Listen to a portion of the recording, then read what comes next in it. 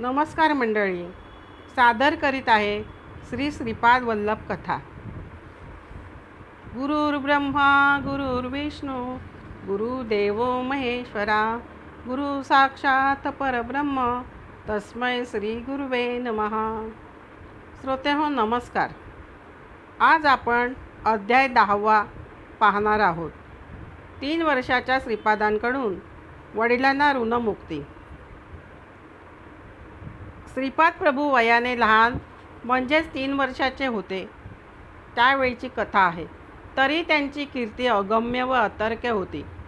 सामान्यांच्या ती आकलनशक्तीच्या पलीकडे होती. श्रीपाद त्रिकालज्ञ असल्याने समोरील व्यक्तीचा पूर्वजन्म तसेच या जन्माचा उत्तम मेळ ते घालून देत. त्यांच्या या अगम्य कृतीचा फारसा मागोवा न घेता श्रद्धेने त्यांना नम्रपणे वंदन करणे हेच आपल्या हिताचे आहे आणि आपण एवढेच करू शकतो. 3 वर्षाच्या एवढ्याशा वयात श्रीपादांनी आपल्या पित्यास ऋणमुक्त केले ही केवढी मोठी मोलाची गोष्ट आहे. तिरुमलदासांची आज्ञा घेऊन शंकर भट्ट कुरवपूरच्या दिशेने श्रीपादांचे स्मरण करीत पुढील मार्ग आक्रमक चालू लागले. पुढे त्यांना एक अश्वत्थ वृक्ष दिसला. दुपारची वेळ झाली होती आणि त्याला कडकडून भूक लागली होती. जवळपास ब्राह्मणाच्या घरी माधुकरी मागून नंतर अश्वत्थ वृक्षाखाली विश्रांती घेण्याचा विचार करीत असतानाच त्यांच्या आधीच त्या ठिकाणी एक संन्यासी तेथे विश्रांती घेत होते असे त्यांना दिसले. शंकर भट्टाकडून त्यांची चौकशी झाल्यावर ते श्रीपादांचे भक्त असल्याचे समजले. गप्पांच्या नादामध्ये संन्याशाने शंकर भटाला आपला पूर्ववृत्तांत सांगितला. तो पिठापूरमध्ये व्यापार करणारा व पूर्वाश्रमीचा सुबैया श्रेष्ठी होता. एकदा अप्पलराजांकडे आईनबिल्ली येथून त्यांचे काही बंधू त्यांना भेटण्यासाठी आले होते व त्यांच्या भोजनासाठी अप्पलराजजवळ पुरेसे अन्न व धन नव्हते. नेहमी व्यंकटप्पा श्रेष्ठीकडून ते फक्त भिक्षा मागून आणीत. ते श्रेष्ठींचे कुलपुरोहित होते.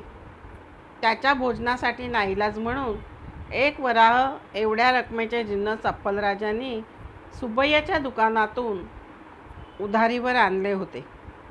बरेच दिवस झाले तरी अप्पलराजांनी सुबैयाची उधारी चुकती केली नव्हती. त्यावेळी सुबैया चक्री व्याज घेण्यात तरबेज होता.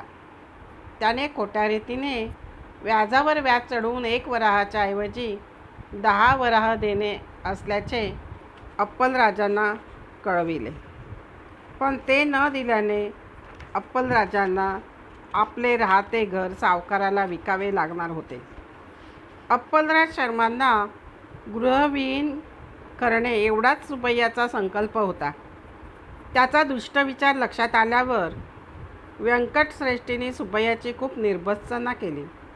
त्याला समज दिली की एकदा श्रीपाद श्रेष्ठींच्या घरी असताना सुबैया श्रेष्ठींना म्हणाला होता, राजशर्मा माझे ऋण जर फेडू शकत नसतील तर त्यांच्या 3 पुत्रांपैकी एकाच दुकानामध्ये चाकरीसाठी बसवावे किंवा त्यांनी स्वतः दुकानात येऊन चाकरी करावी. व्यंकटश्रेष्ठींना सुबैयाच्या या बोलण्याचे फारच दुःख झाले व त्यांच्या डोळ्यातून आसवे ओघळू लागली.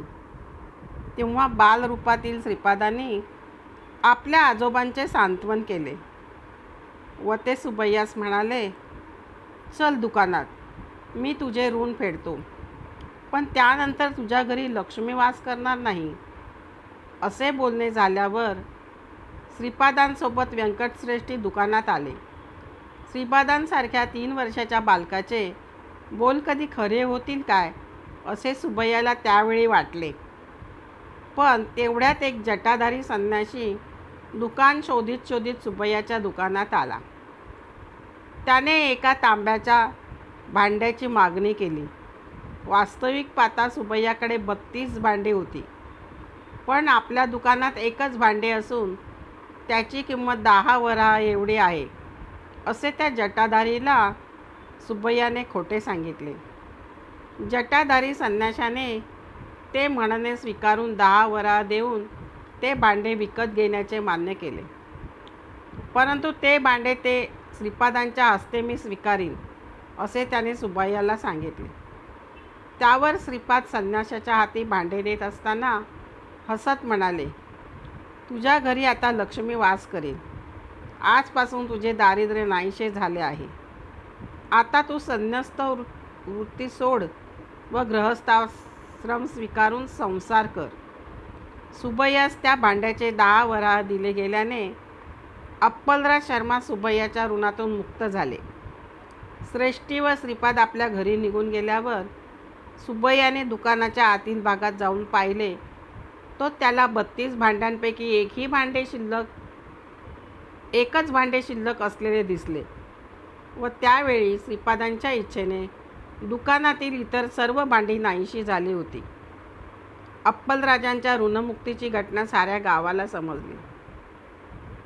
श्रीपादांच्या आजोबांनी उत्सुकतेने 31 भांड्यांच्या नाहीसे होण्याचे कारण श्रीपादांना विचारल्यावर श्रीपाद म्हणाले, साऱ्या घटना काळानुसार व कर्माच्या कोणत्याही कारणाने घडत असतात. कारणाशिवाय कोणतीच घटना घडत नसते व त्यात चमत्कारासारखे काहीही नसते.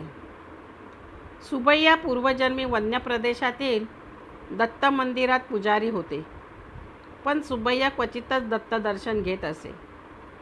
स्त्रीबद्दलची वासना त्याच्या मनात फार प्रबळ होती.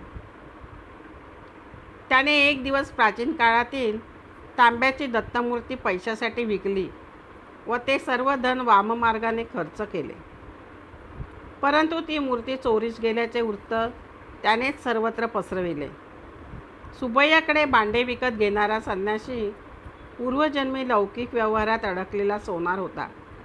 त्याने ती दत्तमूर्ती वितळवली, म्हणून तो या जन्मी दरिद्री होऊन जन्मास आला व पूर्वजन्मी दत्तपूजा केल्याने सुబ్బయ్या पुढील जन्मी उच्च श्रेष्ठी कुळात जन्मला.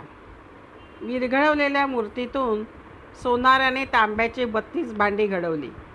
या सोनाराच्या घरी नरसिंहाची आराधना होत असे, म्हणून त्या मूर्तीसमोर ही भांडी घडवल्यामुळे या भांड्यांमध्ये नरसिंह काही अंशाने सामावले होते.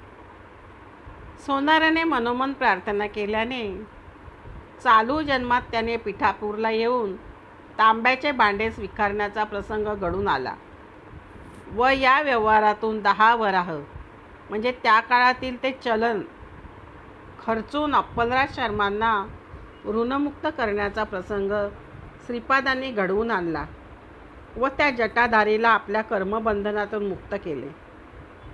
सुబ్బయ్याने श्रीपाद प्रभूंच्या कुटुंबाकडून 10 वराह खोटेपणाने वसूल केले, म्हणून त्या खोटेपणाच्या बदल्यात सुబ్బయ్याचे सर्व पुण्यफळ नष्ट झाले. श्रीपाद प्रभू सुబ్బయ్याला म्हणाले, तू तुझे उर्वरित जीवन आता झोळी घेऊन लहान मुलांना लागणारे पदार्थ विकून स्वतःचा उदरनिर्वाह चालविण्यात घालवशील. तुझी आता अनन्नदशा झाली तर तुझ्याजवळ असलेल्या तांब्याच्या भांड्यापासून तुला पाणी आणि वरण भात व दोडकेच प्राप्त होतील. ते तू स्वतः खाऊन इतरांनाही खाऊ घालण्या इतपत तुला ते मिळतील. व आज रात्री यमराजाने तुझ्याकडे पाठविलेली एक म्हैस तुझ्या दक्षिणदारी येईल. तिला स्वहस्ते स्वयंपाक करून दोडक्याचे वरण आणि भात खायला घाल व ते खाल्ल्यावर ती मरून जाईल. नंतर तू जिवंत राहशील, पण तुला अनन्न दशा प्राप्त होऊन त्यानंतर मी अनुग्रहित केलेल्या तांब्याच्या भांड्याचा तुला उपयोग होईल, असे कडक शब्दात श्रीपाद प्रभूंनी त्याला सांगितले. व तेथे वेंकटप्पय्या श्रेष्ठीही होते. त्यांनी श्रीपादांना असे रागात आलेले कधीच पाहिले नव्हते. अशा प्रकारे श्रीपादांनी सुబ్బయ్याला त्या जटाधारी संन्याशाला त्यांच्या कर्मबंधनातून मुक्त केले. श्रोते हो, ही श्रीपादांची कथा तुम्हाला कशी वाटली? आवडलीच असेल. कथेला लाईक व सबस्क्राईब करा, कारण श्रीपादांच्या कथा ह्या फार मनाला आपल्या समाधान देणाऱ्या व आनंद देणाऱ्या अशा कथा असतात. त्यांच्या पारायणाने आपल्या जीवनामध्ये उत्साह व आनंद येत असतो. म्हणून या कथा आपण नेहमी वाचल्या पाहिजेत. श्रोतेहो, माझ्या कथेला लाईक व सबस्क्राईब करा ही नम्र विनंती.